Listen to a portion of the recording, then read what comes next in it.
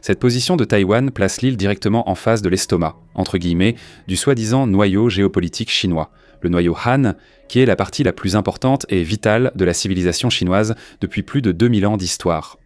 Cette ambivalence peut être présentée à partir de deux postulats.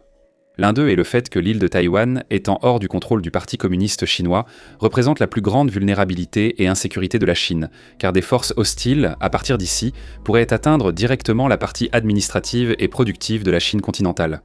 Autrement dit, Taïwan serait une sorte de porte-avions impossible à couler. Même en consolidant une marine puissante, la Chine aurait toujours un poignard pointé directement sur son ventre, limitant toute poursuite de ses ambitions navales. Et l'autre ambivalence, c'est que le contrôle de Taïwan, à son tour, signifierait une défense formidable pour la Chine continentale, car de l'île de Hainan à Taïwan, puis jusqu'à la péninsule coréenne, la Chine garantirait un arc protecteur sur tout son noyau géopolitique.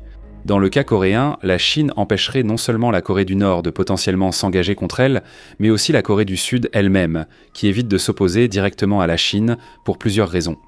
Taïwan, avec ses montagnes à l'est et ses plaines à l'ouest, offre une défense naturelle efficace contre les incursions hostiles du Pacifique.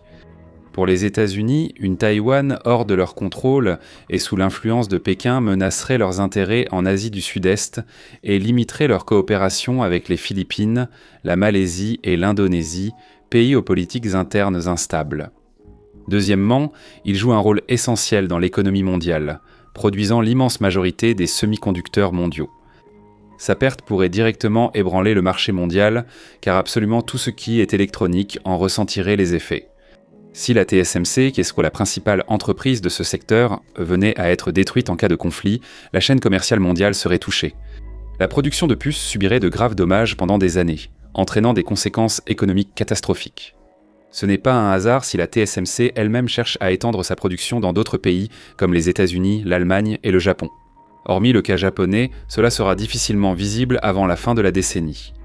Autre point essentiel, ce conflit aurait des conséquences mondiales, même sans évoquer la production de puces.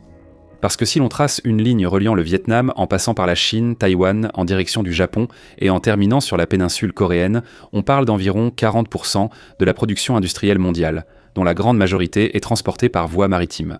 Et une interruption militaire de la chaîne logistique maritime dans cette région affecterait énormément l'économie mondiale. Depuis Taïwan, la moitié de la population mondiale est accessible en avion en 6 heures maximum.